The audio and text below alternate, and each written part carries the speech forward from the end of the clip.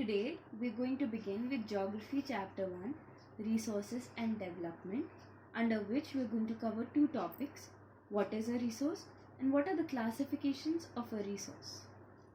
Anything in our environment which can be used to satisfy our needs, provided it's technologically accessible, economically feasible, and culturally acceptable, is known as a resource. Now we know humans rely on natural resources. It could be for both building infrastructure or feeding a population. But now we need to understand that there is a cost associated with everything.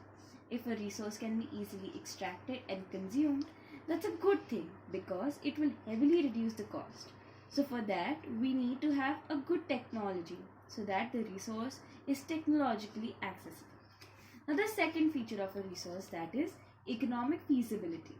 The meaning of economics is resource allocation. If a particular resource can be allocated effectively amongst the citizens or the population, then it will be difficult to distribute, since the market forces act on it, and that is going to increase the price or decrease in the demand, which will make the market unstable, and that is not desired by any country. Now the third feature, that is culturally acceptable, which means that it should be resonating the community.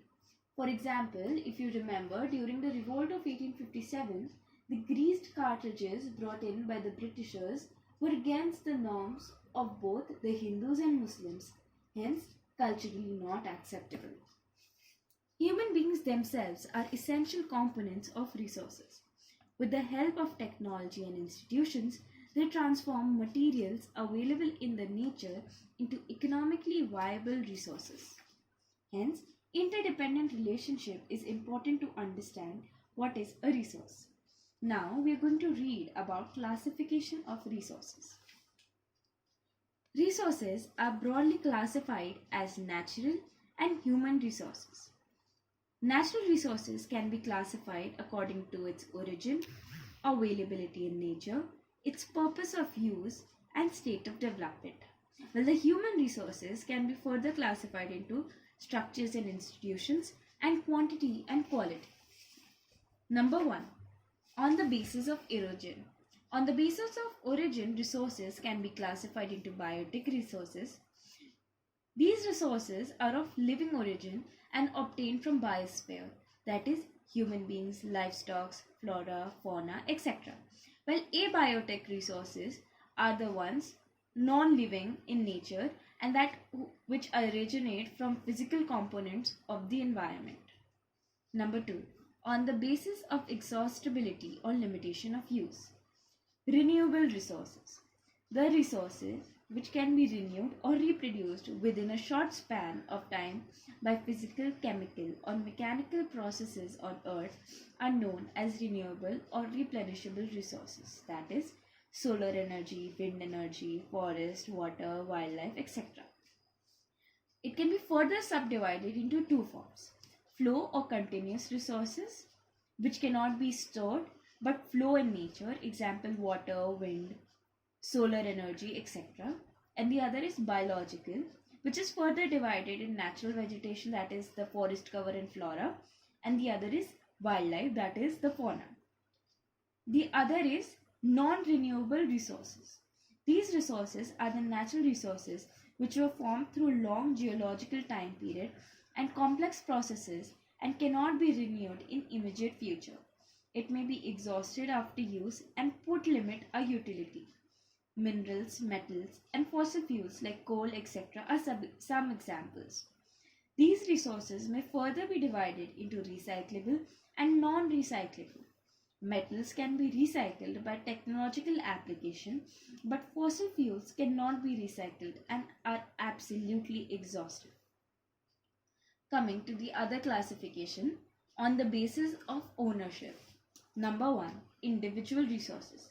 The resources which are owned privately by individuals under the sovereign rights of the nation are called individual resources. Example: plantation, farmland, houses, shops, etc. The second one is community-owned resources.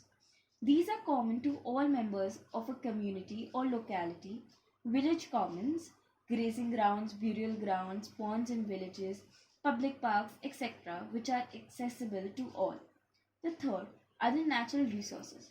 The resources which come under a sovereign nation and are developed by government initiatives, example canal, coal mines, territorial sea, that is up to 12 nautical miles from the coast, which is almost 22.2 kilometers. And now, if you may ask, what are nautical miles? It is a unit used in measuring distances at sea. The fourth category is the international resources. These resources are accessible to all nations for peaceful utilization under the regulation of international organizations. Such resources are open sea, used for peaceful navigations, open sky for flight movement, etc. The oceanic resources beyond 200 nautical miles of the exclusive economic zones belong to open sea. Now, what are exclusive economic zones? These are the sea zones prescribed by the United Nations Convention on the Law of the Sea, over which a state has special rights over the exploration and use of marine resources, including energy production from water and wind. It stretches from the seaward edge of the country's territorial waters out to 200 nautical miles from its coast. The last category on which the resources are classified upon, on the basis of the status of development. Number 1. Potential resources. These resources are found in a region in abundance but have not been utilized. Example, solar and wind energy in Gujarat and Rajasthan, vast tidal waves in the coast of India, etc. But so far, these have not been developed properly. The second one is the developed resource. The resources which are surveyed and quantified for utilization through available technology are called developed resources.